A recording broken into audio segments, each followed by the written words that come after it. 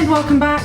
I know what your favourite videos are, so let's give you one. How about new and exciting skincare that's about to hit the high street or has just hit the high street?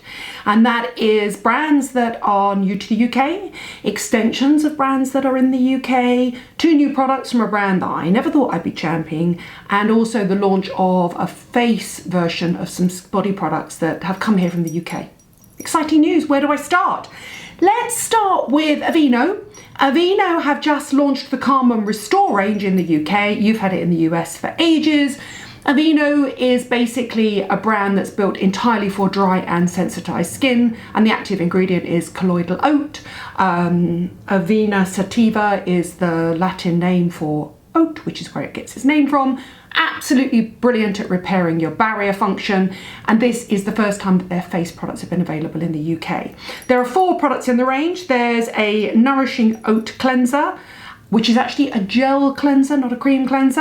Aveeno, I think there should be a cream cleanser in the range. There's a lotion, which is essentially just a kind of super rich, think of it like the Aveeno equivalent of Fenty Fat Water. So you've got lots of colloidal oat and instant humectants for your skin. There's a fairly rich face cream, which can be used day or night, which is it's actually a sort of, I quite like it. It's super hydrating. It's that perfect gel texture that I really like. They're all a lot lighter in texture than you think they're going to be, because you think if they're going to repair the barrier function, they might be slightly unctuous and gunky. No, they're all beautiful to use, really lightweight, lovely, unfragranced. I really like them, but this is the standout hero product.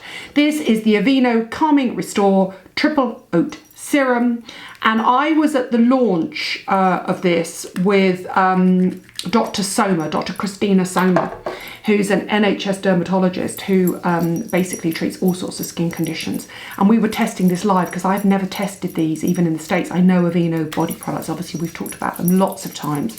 And I used this serum, and within seconds it had transformed my dry, dehydrated, I've used too many anti-backhand wipes and gels, literally just went, it completely hydrated my hand in a heartbeat. It was really, really clever. I absolutely love those products.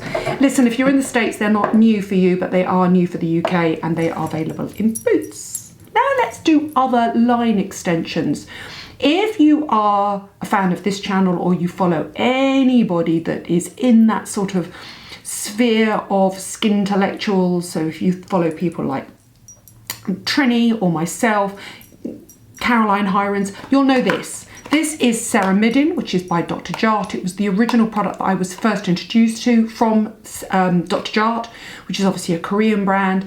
And Ceramidin is their absolutely iconic ceramide enriched moisturizer. So it's all about repairing your barrier function. We've talked about ceramides before. Ceramides are the mortar in the joints of your brick wall that is your skin. So if you think of each individual skin cell as being an individual brick, then the gunk that goes in between that keeps not only pollutants and irritants out, but keeps water in your skin, that's essentially made up of your natural moisturising factor, a huge chunk of which is ceramides. So ceramides are a really good thing. You find them in CeraVe as well, and you find them in Curel.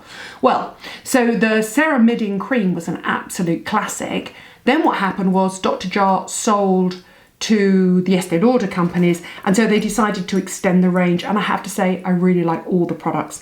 There is now a cream mist, a liquid, which is like a lotion, a serum, and an eye cream. I mean, I don't really get the point of having an eye cream if you've got a lotion and a serum, but there you go. Last time I spoke to you about Dr. Jart, we were talking about the tiger grass extracts. Do you remember the green pot that I was telling you about that has that really strong anti-inflammatory in it? These are all about repairing, so look out for them. Let's talk about a brand I never thought I would talk about, really. I mean, with the exception of Cleanse and Polish, which is iconic, and I don't really mind essential oils in a cleanser. Do you remember about 2 years ago, I talked about the fact that they had an unfragranced balm, and I loved it. It was so beautiful. It was a really rich, reparative, unfragranced balm. And it was kind of a weird thing for Liz Earle to do, because Liz Earle is, well, originally she was based in plant oils, and then she went into a lot of essential oils. Personally, I don't like essential oils on my skin. I don't think they have a role in skincare. I get fragrance skincare. I get essential oils from like the body. I get it, but I suffer from perioral dermatitis. I don't want anything in my skincare that might irritate it, that doesn't really have an active role. Like, I'll risk a vitamin C, I'll even risk an acid, I'll risk a retinol. Essential oils aren't really doing anything for my skin. They're just there to kind of smell nice, no matter what everybody says about them having active roles. So few have actually a clinical role. Something like tea tree, maybe. Most of them just sensitize the skin. Don't put them on your skin, people. Anyway, Liz Earle obviously agrees with me. Liz Earle was originally purchased by Avon. Then Avon obviously changed their mind and decided that they weren't going to work with Liz Earle. They put it up for sale. And the Boots group, so the Boots Walgreen Alliance number 7 group bought them. And I love to see the number 7 technology filtering down. So what you've got here is you've got a probiotic balancing milk cleanser and a probiotic balancing day cream. Can I just say they don't have probiotics in them? Probiotics are live bacteria. You can't put live bacteria into a product and safely market it, obviously, because the bacteria would multiply and you'd open it up and it would be like an Alexander Fleming experiment with a Petri dish. So what it has prebiotics in it, has probiotics ferments. Now what probiotic ferments are is that when they grow they use the prebiotics, they grow the probiotics that are most conducive to healthy, well-balanced skin. And then what they do essentially is they slightly digest them. So they put an enzyme with them, it breaks them down, and your skin recognizes them in a similar way, they think, to the way it recognizes peptides, which is broken up protein chains. Your skin recognizes them and says, oh, that's a good bacteria. Your skin wants more of that bacteria, but that bacteria has been broken down and is sort of dead. It's deceased bacteria. We need to produce more of it. That's the theory behind prebiotics and probiotic ferments. It's a similar action to peptides. Anyway, they're really nice. And I think the most interesting research done with pre and probiotic ferments is their role in sensitive skin. So these are for sensitive skin, something thought I would never say about a Liz Earle products. I really like both of them. I do. Available on the high street now. I stole them at a Boots launch. They were on the table in front of us and I went, they never send me anything. Do you mind if I take them? And they said, absolutely not. So I've been testing them and I really like them. The milk cleanser is a cream to milk rinse off cleanser. Gets rid of every scrap of makeup. And the day cream is just a really nice, super light gel cream texture. They're lovely. If you've got sensitive skin or you've got a barrier issue, ceramidin and those would work really well. Actually, do you know what? That's very interesting. So with the Aveeno ones, I've accidentally created a sensitive skin video here. I haven't, because let's move on to some actives. Deciem's Case Copper Amino Isolate Serum is now in its 3rd incarnation. The first incarnation was when it came in 2 separate bottles that you used to mix, because the copper peptide that's proven to have an important role in the pathway of collagen synthesis in the skin was highly unstable and it had to be blended and mixed. Well, then it came in a lipid formula, which I preferred. Now it comes in a single bottle. So let me show you it. They have found a way of stabilizing it a little bit like the way they put ferulic acid into a vitamin C, so that it can come in a single formula. So the minute you break the seal, you use it. It's exactly the same blue color, and it's a really lovely product if you like a peptide. The thing about peptides is I do think they're really essential. Don't expect to get results straight away. They're a little bit like an SPF. I feel like they're a long-term investment in your skin health.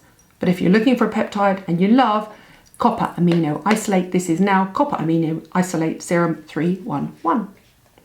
And finally, I'm going to end with Glow Hub. Glow Hub is a really interesting brand that's just launched in the UK. And what I love about it is not only does it have a cool name, because everybody wants glowy skin, everybody wants to join a hub where you can get glowy skin, but they are not targeted to age or gender or ethnicity. They're targeted to a specific problem, and they're loaded with actives, and I like that. So I've got 4 Glow Hub serums here.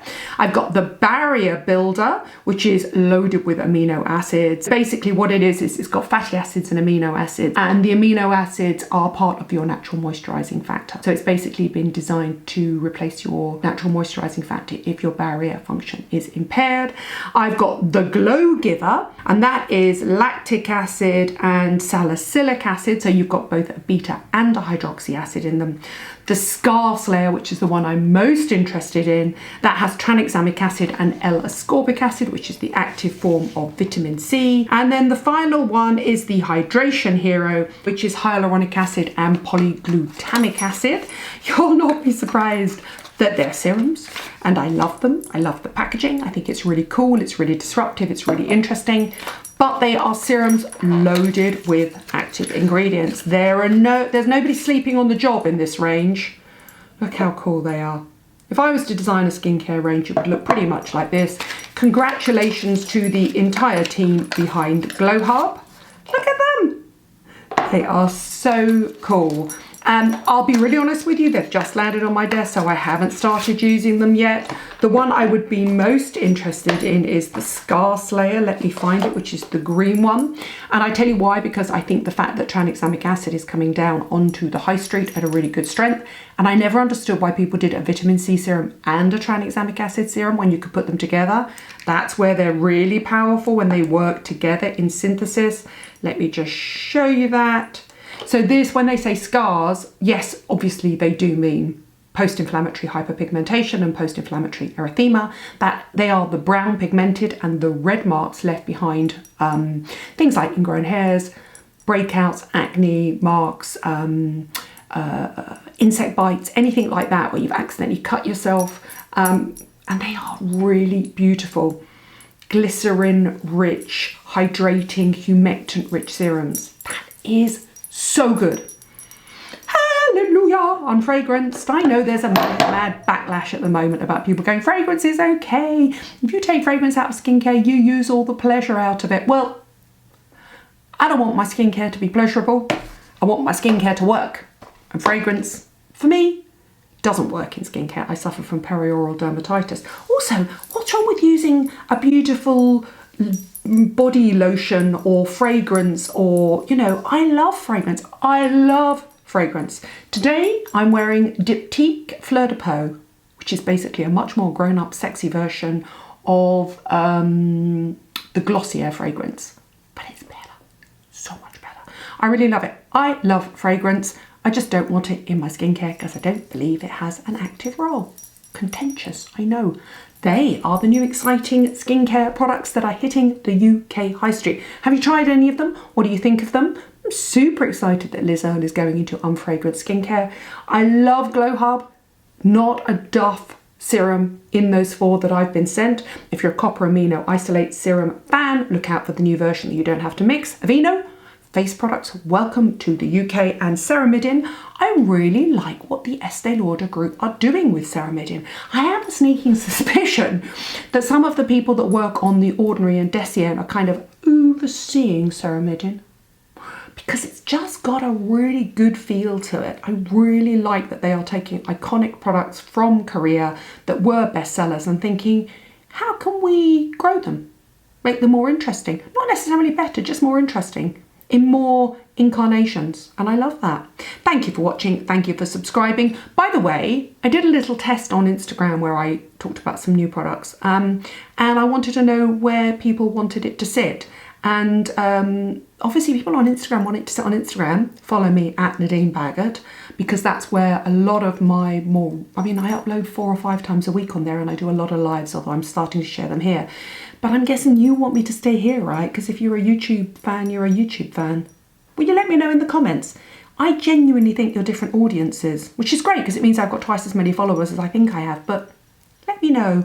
And also let me know if you want me to still upload those little IGTVs that I've put up. I've started doing a series on Instagram called 10 out of 10, where I just get friends on and celebrities and dermatologists, and I just say, what are your top 10 products? Because not everybody has the same skin as me and the same needs as me, and I think it's really important for me to learn about new products and for you two guys to know. So I've started sharing that. I shared Kay Adams, I shared Joe Good, but I've got some more coming. I've got Alicia Dixon, and also I've got some derms coming up, and Jo Jones is coming up, because I can't film with her in real life. I know for a fact you're going to want Jo Jones, so I might put that up. I'm filming with her, today is Wednesday, I'm filming with her Thursday. I might sneak that up for you next week as a little midweek special, because you all love Jo. Got a little baby Arthur now, in case you didn't know.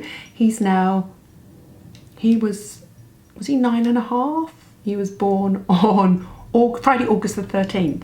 And so it's been a month now, 5-6 weeks. So she's beginning to sort of, you know, emerge from the parapet.